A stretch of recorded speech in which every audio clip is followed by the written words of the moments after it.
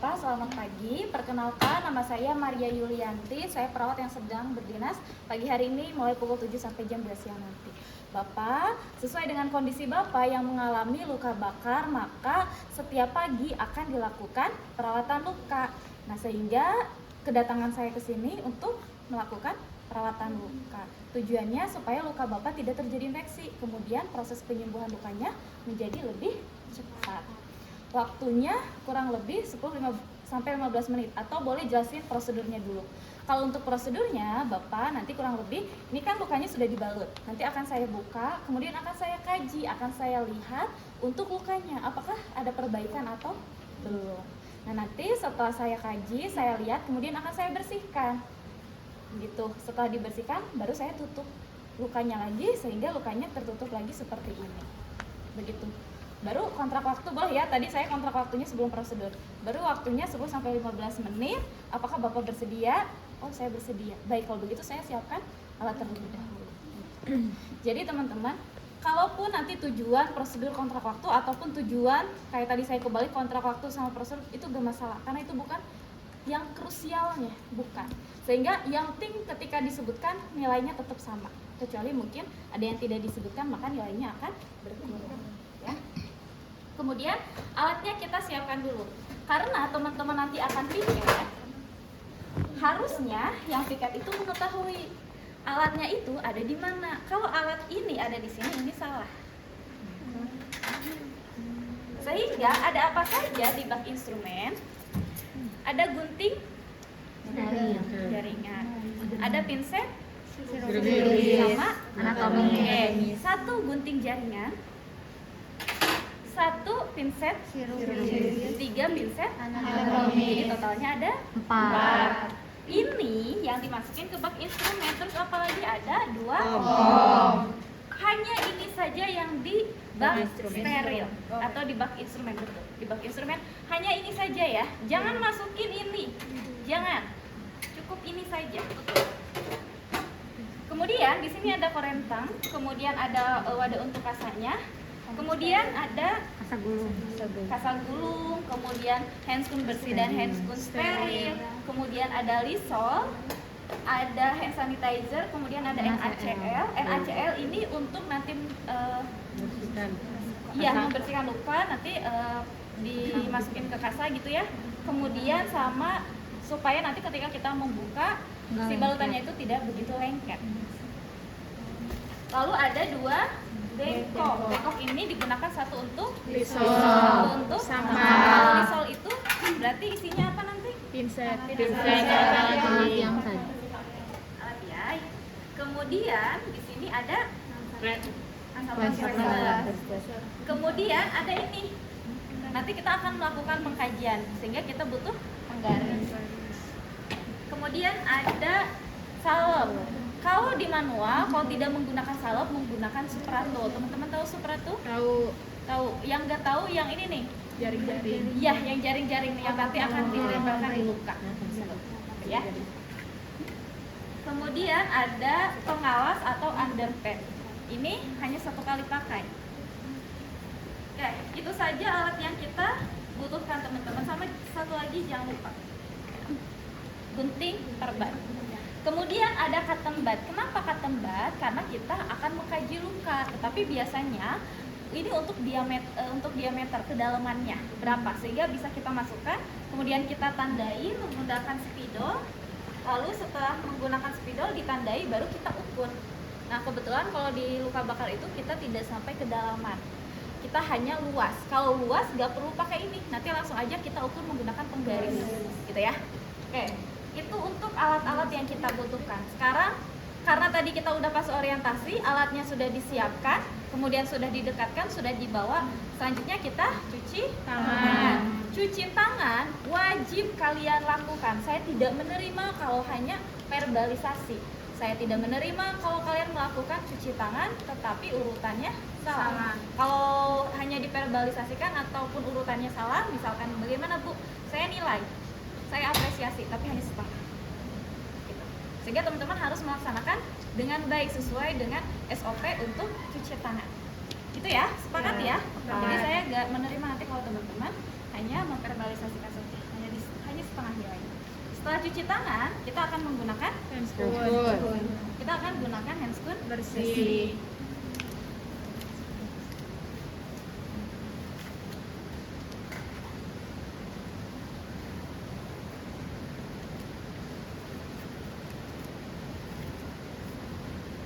Oke. Setelah itu kita pasangkan perlak atau pengalas. Pasangan pengalas posisinya seperti ini saja teman-teman, di tempat tidur saja. Artinya nggak usah gini, nggak boleh ngegeber-geberin suatu alat, suatu bahan di depan pasien, gitu ya. Kalau misalkan posisinya gini, geserin aja. Pak, boleh diangkat. Kalau mau masang itu dari yang terdekat, kalau mau melepas itu dari yang Jauh. Oke. Kemudian setelah itu kita simpan Bengkok. Simpan bengkok nggak boleh deket luka seperti ini. Karena bagaimanapun bengkok itu untuk tempat yang kotor. Kemudian ini pasien luka bakar. Dari yang kotor ini bisa menyimpan berbagai bakteri. Sehingga kalau terlalu dekat, prinsip kesterilan kebersihannya itu kurang. Bagaimana? Boleh disimpan tetapi agak jauh. Kalau bisa, biasanya kalau trolinya ini lega, masih ada tempat, simpan aja di troli. Tetapi kan nanti pasti sempit ya teman-teman, sehingga kalaupun mau nyimpen agak jauh. Jadi maksudnya pentemnya nanti bisa agak atas gitu. Oke, setelah itu kita tuangkan lisol. Lisolnya misalkan sebelah sini. Ingat, kalau sudah dituang lisol berarti itu untuk alat, jangan sampai kebalik. Setelah itu kita akan melakukan buka lubang. Nah, nanti di kasus akan saya buat kalau ini lukanya seolah-olah lengket. Jadi kalau lengket, kalau kita langsung gunting, kita buka, itu bisa peres, nyakitin pasien. Sehingga bagaimana? Gunakan NaCl. Kayak kita ibaratkan pakai plester, langsung kita tarik, nah peres gak enak, gak nyaman ke pasien. Nah teman-teman, sekarang kita akan membuka. Karena kita akan mengguyur, sebetulnya bisa ke sini, cuma nanti takutnya di sininya jadi agak becek.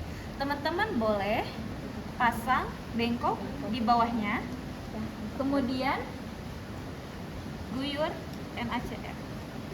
Maaf ya Pak, saya guyur dulu. Silakan nanti sambil komunikasi saja teman-teman. Kemudian setelah itu kita gunting. Kalau diikat susah, kalau kita harus ngebuka gini, biar cepet gunting. Kecuali kalau pakai plester. Kalau plester kan tinggal dibuka, gampang. Megang gunting, awas jangan kebalik. Karena saking buru-buru biasanya suka gini posisinya teh. Boleh ya? Oke. Kenapa harus gini? Ini tuh udah tuh bentukannya udah tumpul, jadi gak akan melukai pasien. Udah digunting. Kemana ini nih? Sini. Buat plester. Kan belum ini. Oke. Ini lalu buka.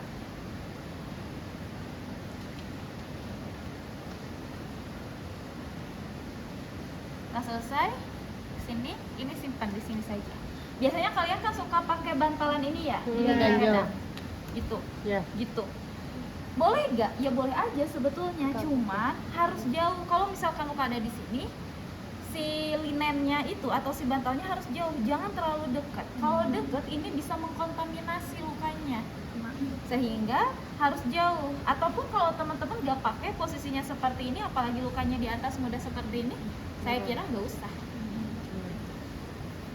Oke, selanjutnya apa yang akan kita lakukan? Mengkaji luka. Kalau tidak salah kurang lebih ada 6 item yang perlu kita kaji. Pertama adalah luas. Luas luka bakar itu tadi di awal kita sudah mengenal yang namanya rule of 9. Bagaimana cara kita menentukan persentase? Itu sudah saya tuliskan nanti di kasus.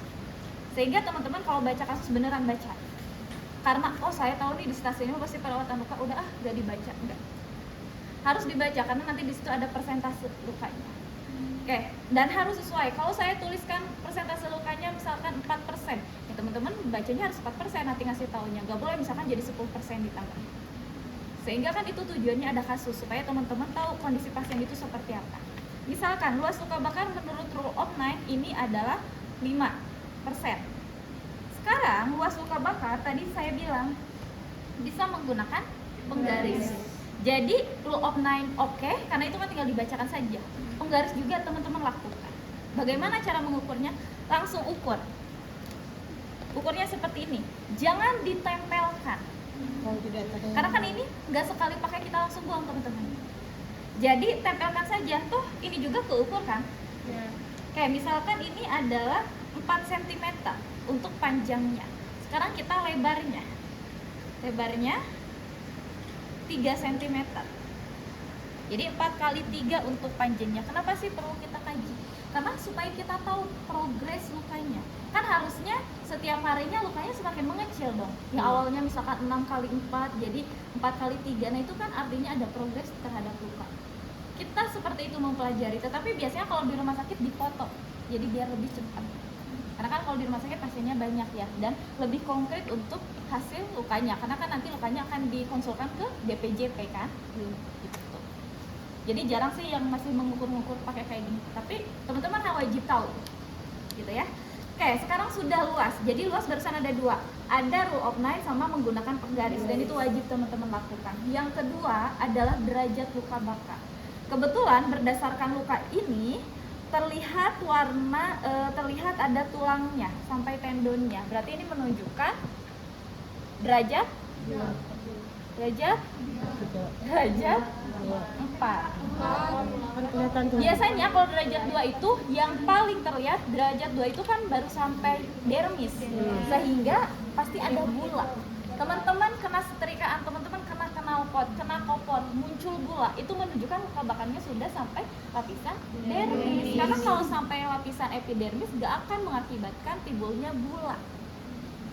Nah, masalahnya di kasus saya tidak akan menuliskan ini pasiennya derajat 3, ini pasiennya derajat 2, tidak. Tetapi saya akan menuliskan ciri-cirinya. Artinya itu PR buat teman-teman mengetahui ciri-ciri derajat 1 sampai derajat 4. Gitu. Jadi sebetulnya ada gak sih penilaian di sini? Tetap ya ada ya di daftar pilih derajat. Artinya dari 6 itu ketika tidak ada yang betul ataupun betul setengahnya, saya akan kasih nilai ya setengahnya. Gitu teman-teman. Itu ya, karena saya pun harus objektif sehingga teman-teman ada PR untuk menghafalkan derajat luka bakar. Tapi yang jelas ini gak mungkin derajat 1. Saya pasti ambil derajat 2, 3, 4. Gak mungkin derajat 1. Gitu ya. Nah, setelah derajat, teman-teman sudah menentukan derajat, tentukan fase penyembuhan lukanya. Ini ada di fase berapa? Kalau ini saya kasih tahu di fase inflamasi saja nanti. Fase inflamasi itu terjadi, dihitungnya kapan? Ketika dia pertama kali terkena luka bakar atau injury sampai 5 hari, itu adalah fase inflamasi. Kemudian selain fase inflamasi ada fase kedua, namanya proliferasi. Itu berapa lama? Dari 6 hari sampai betul, atau sampai paling maksimal 21 hari atau 3 minggu. Karena kan 7 kali 3, 21. Kemudian ada fase terakhir, namanya maturasi atau betul, remodeling. Itu terhitung dari kapan? Dari hari ke-22 berarti ya, dari 3 minggu sampai berbulan-bulan bisa. Karena kan proses penyembuhan luka itu tidak banyak faktor ya, bisa dari faktor nutrisi dan sebagainya gitu. Makanya ini bisa berbulan-bulan untuk proses penyembuhan lukanya. Karena ini masih dalam tahap peradangan, saya ambil inflamasi. Kalau itu nanti sudah saya sebutkan. Jadi teman-teman sih tadi PR-nya adalah di derajat saja sebetulnya. Cuman itu ya sih PR-nya nggak akan banyak-banyak. Ya, biar ngapalinnya nggak terlalu banyak. Kemudian setelah fase, berarti tadi fix ya, fasenya hanya di inflamasi saja. Kemudian setelah itu kita cek apakah ada kemerahan pada luka. Kebetulan ada. Selanjutnya cek jaringan mati atau nekrosis. Ada tidak? Ada. Kenapa ada? Karena nanti di awal kita akan melakukan nekrotomi. Kalau nggak ada jaringan mati, ya ngapain nekrotomi? Gitu ya. Sehingga ini ada jaringan mati. Setelah itu apalagi yang akan kita cek? Eksudat, cairannya. Karena di fase inflamasi, peradangan, otomatis harusnya cairannya itu bisa purulent. Yang hijau kental nih. Biasanya ada kan di luka. Nah, itu adalah cairan purulent gitu. Karena itu nanti ada lisis bakteri. Sehingga kenapa itu lengket, kayak nanah lengket deh, karena kan itu hemolisis bersama dengan bakteri. Biasanya itu ada di fase peradangan atau inflamasi. Gitu. Sehingga itulah yang mengakibatkan lengket, sehingga tadi harus kita guyur menggunakan NaCl. Oke, itu adalah cairannya. Jadi nanti sebutin saja cairannya, misalkan fluoren. Kemudian kan kalau kita ngebuka tadi kayak gini kan si kasanya. Sehingga ketika kita lihat di sini terlihat eksudatnya apakah full atau tidak. Nah, nanti ini yang disebutkan. Kemudian yang terakhir, palpasi area luka untuk mengetahui adakah nyeri atau tidak. Palpasinya area luka, bukan di lukanya. Awas jangan ditekan-tekan lukanya. Jadi kita palpasi. Gitu. Kan biasanya palpasi itu sambil ditekan mengeluarkan nanah. Kalau ini tidak, hanya ingin mengetahui nyeri atau tidak. Gitu apa? Ini kan maksudnya luka bakar ya teman-teman, bukan yang termasuk luka gangren. Sehingga teman-teman boleh cek saja pinggir-pinggirnya. Bapak, ini lukanya saya tekan nyeri gak Pak? Misalkan kata pasiennya nyeri. Oke. Di situ saja tahap pengkajian. Saya ulangi lagi, pengkajian itu yang pertama ada luas. Luas luka bakar itu terbagi menjadi dua. Ada rule of 9 yang sudah ada, nanti disediakan secara persentasenya. Kemudian menggunakan penggaris, artinya teman-teman harus mengukur sendiri panjang dan lebarnya. Kedua adalah derajat luka. Ini yang akan jadi PR. Hafalin ciri-ciri derajat luka yang 2, 3, dan 4. Kemudian ketiga kita harus tahu fase tahap penyembuhannya. Apakah inflamasi? Harus seperti ini. Saya tidak mau teman-teman masih seperti ini. Ini salah. Ini kan kalau membuka handscoon, menggunakan handscoon kan sudah dipelajari di ospek di semester 1 ya, semester 2 mungkin deh. Sudah tahu kan cara penggunaannya? Harus dikepal karena ini mencegah kalian terinfeksi. Harus seperti ini, baru boleh. Ini yang betulnya seperti ini. Baru silahkan buang. Setelah ini ngapain? Cuci tangan. Cuci tangan pada perawatan luka itu 3 kali. Banyaknya ya, bukan jenisnya ini mah tetap ya 6. Maksudnya 3 kali. Tadi di awal sebelum menggunakan handscoon saya cuci tangan. Setelah melepaskan handphone bersih, saya kembali cuci tangan. Katanya ini expired jadi saya gak mau pakai. Kata teman-teman, tapi saya gak boleh. Itu. Kemudian kapan sekali lagi setelah tindakan selesai kita membuka handscoon steril, cuci tangan lagi. Jadi ada 3, ingat-ingat teman-teman harus 3. Di sini ketika membuka handscoon bersih langsung cuci tangan. Oke, karena kan kita mau pegang-pegang yang lain. Nah sudah selesai, selanjutnya kita ngapain?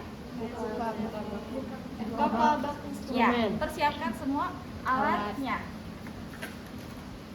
Buka dulu bak instrumennya. Kita boleh siapkan dulu kasanya. Berarti kalau mau siapkan kasa, teman-teman masukkan dulu cairan NaCl-nya. Masukkan. Oke, kalau sudah, tutup lagi. Oke, setelah itu kita siapin kasanya. Berapa kasa yang akan kita gunakan? 8. Sekarang jadinya. Nah, Ibu kan udah PBL dengan kelompok yang lain, kami sudah mendiskusikan dan sepakat betul bahwa penggunaan kasa itu jadinya 8. Membersihkannya hanya 2 kali, Bu, 2 kali saja sesuai di manual dan waktunya takut kita nggak cukup, Bu, gitu. Oh ya udah, nggak apa-apa. Tapi yang jelas, ketika teman-teman nanti di rumah sakit pernah perawatan luka nggak ke pasien di rumah sakit? Ada yang pernah? Ternyata banyak kan kasa yang perlu kita keluarkan karena pasiennya eksudatnya banyak, yang rentan untuk yang lembab. Oke, kemudian bentar ya, saya takut dicariin. Oh, oke, aman. 1, 2, 3, nih 3 ya. 1 kita agak pisahkan karena untuk salep. Oke, sudah selesai. Boleh ditutup. Lalu kita siapkan apa lagi? Salepnya. Kita buka, kita masukkan tadi ke kasa yang kering. Oke, sudah.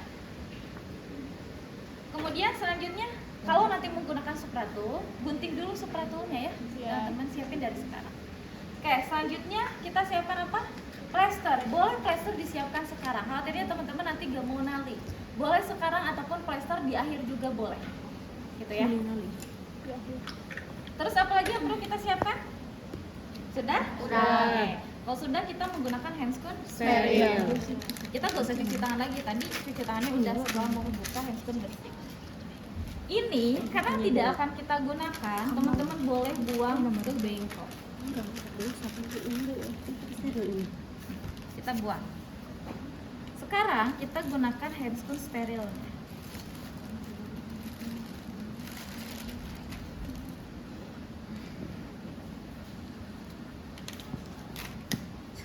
Maaf ya.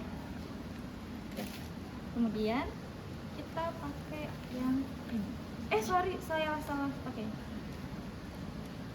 Pakai lembab karena kita kan konsepnya lembab ya. Iya. Jangan sampai airnya tuh masih pada ngecrok. Jangan ya. Oke. Nah, sekarang teman-teman boleh loh ininya agak dibuka biar nanti mempercepat kalian ngebersihin. Cuma tetap ya, kalaupun mau sampai ininya dibuka, teman-teman jangan sampai nyimpen kasanya seperti ini. Tetap rapihin. Karena kan mungkin kalian sering dibilang perawat itu selain harus cepat, tepat, dan juga harus estetik, harus rapih gitu. Oke, sudah. Setelah itu kita akan ngapain? Betul, kita akan nekrotomi. Nekrotomi, apa yang kita butuhkan? Gunting jaringan sama pinset chirurgis. Pinset chirurgis yang kita butuhkan dan gunting jaringan. Sehingga teman-teman, boleh teman-teman ambil ini dengan yang ini. Ini kan yang kita butuhkan. Tetapi kalian harus berdirikan satu pinset anatomis. Kalau diberdirikan di sini, dia jatuh. Akhirnya gimana? Kalau boleh di sini menurut kalian, ini ada airnya, boleh gak ya? Boleh sebetulnya. Tapi kalau kalian ragu, boleh simpan di sini. Yang penting ada penahannya gitu, biar gak jatuh. Oke. Ini udah. Terus harus ngapain ke pasien? Harus sambil bawa kasa lembab. Kita ambil satu kasa lembab, kemudian kita simpan di dekat luka. Sini. Karena lukanya yang ini ya. Posisinya ini jangan seperti ini di kanan, ini di kiri. Kalau kalian nggak kidal, kecuali kalau kalian kidal. Karena orang kidal itu kekuatannya di sebelah kiri. Nah, kebetulan saya tidak kidal, saya akan ganti posisinya menjadi seperti ini. Karena kalau ini di sini, tenaga saya kecil, akhirnya ketika motong dia bisa nusuk pasien. Bukannya pasien sembuh, kalian bantu untuk lebih sakit. Sehingga pindahkan saja. Kemudian cara megangnya teman-teman, kebetulan ini lurus ya. Kalau yang ini ada juga yang apa ya, yang gunting jaringan itu dia agak melengkung. Jadi jangan kebalik teman-teman. Kebetulan aja ini mah lurus. Kemudian pegangnya merahkan seenak kalian. Saya itu enaknya megangnya gini. Ada juga yang megangnya teh gimana ya? Ada juga yang megang gini, ya gimana aja seenakan kalian. Yang penting mah tidak melukai pasien dan tidak akan copot di tangan kalian. Bagaimana cara teknik mengambil gunting jaringan? Cubit, tarik, gunting. Cubit, tarik, gunting. Gitu ya. Berapa kali? Ya 3 kali lah boleh, paling minimal gitu ya. Tong sekali teuing set beres. Gitu ya. 3 kali. Kalau aslinya nekrotomi itu wajib sampai bersih. Ini mah banyak, ya udahlah saya setengahnya buat besok lagi biar ada kerjaan. Jangan bersihin, karena kalau ada nekrotomi, luka itu sulit untuk sembuh, gitu ya. Kita gunting, kita cubit, kita tarik, kita gunting ke sini. Kita cubit, kita tarik, kita gunting. Kalau di sininya ada jaringan mati ya boleh giniin. Setelah selesai, ini buang ke sini. Ininya dikemanain? Buang. Dua-duanya? Iya. Jangan sampai kena ya tangan kita ke sini ya. Setelah itu kita akan ngapain? Bersihkan luka. Teman-teman ambil satu pinset ini, kemudian ambil juga. Jadi pegangnya 2. Ini dua-duanya masih aman, masih steril. Sekarang kita akan membersihkan luka. Tadi berapa kali? 2. Nanti siapinnya di sini, teman-teman. Kita gulung-gulungnya di sini. Jangan gulung-gulung ini pasien kita gigi nih ya. Gitu. Di sini saja. Karena pakai instrumen kita lega. Kemudian putar, teman-teman tekniknya boleh sebisa kalian saja. Kalau kalian bisanya gini, kemudian diputer-puter boleh, ataupun kalian bisanya yang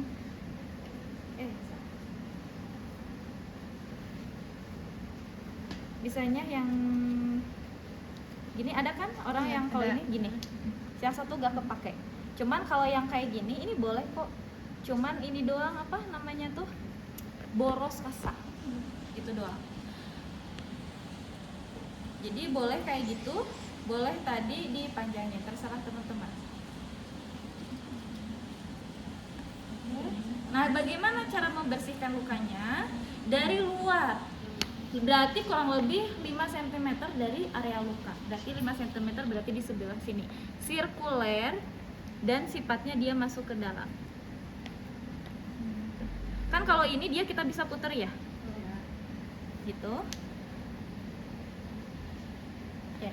Kemudian satu kali lagi. Barusan udah bagian luar, kemudian yang satu lagi bagian dalam.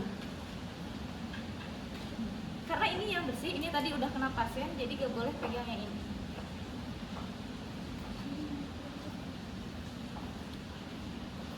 Oke, sekarang kita ke bagian dalam muka. Puter sambil diputer. Oke. Nah, ini dikemanain? Berarti kita harus mengeringkan kan? Mengeringkannya tetap pakai pinset yang sama. Jadi ini jangan dulu dibuang. Membersihkan dan mengeringkan menggunakan pinset yang sama. Kita ambil.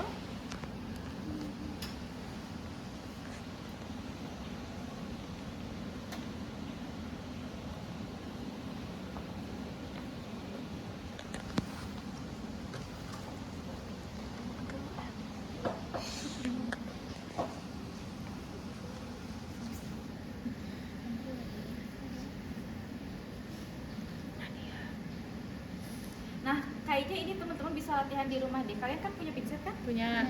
Ya, latihan aja di rumah teman-teman. Biar nanti gampang. Ini sama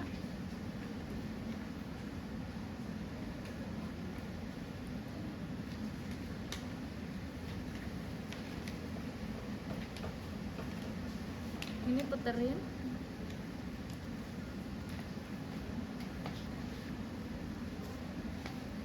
Satu kali lagi yang bagian dalam.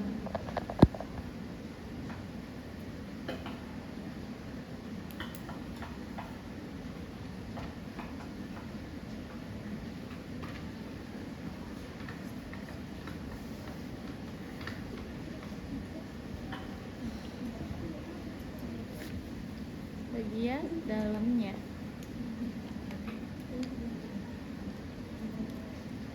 Setelah itu apa?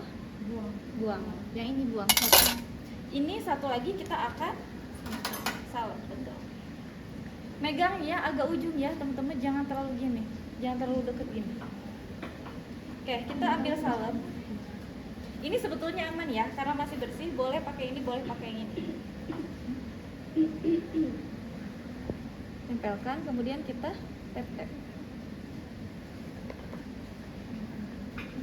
Setelah itu kita ambil yang lembab. Pakai yang ini, boleh ya, karena tadi ini udah kena pasien. Kemudian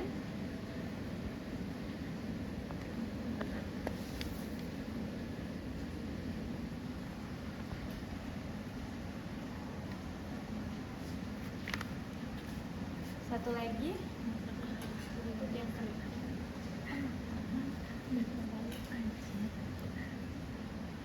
Setelah itu ini kita buang.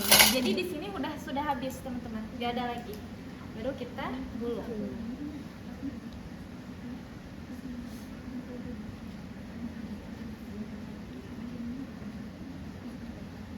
Karena pentom ini sangat ringan sekali, jadi keangkat. Dan ini kecil, jadi kalau kecil gini gimana? Nah seperti ini. Kemudian lebarkan.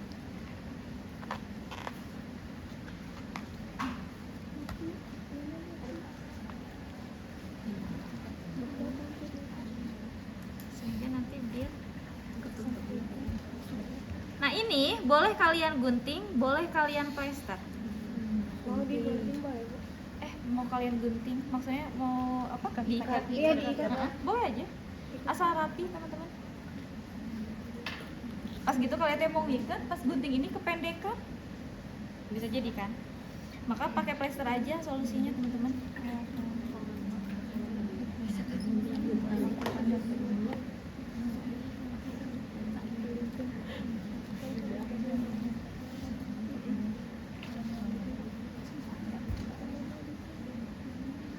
Ibu boleh kalau nanti guntingnya enggak ini yang segini digunting. Segini gimana maksudnya? Dari sini tuh digunting. Oh, buat nanti ngebukanya? Boleh, ari mudah mah. Tapi kan dengan kondisi seperti ini ya, mau digunting seperti itu akan susah. Sehingga ininya saja, simpelnya saja yang digunting. Jadi nanti kalian putar-putar gitu untuk buka. Karena akan susah.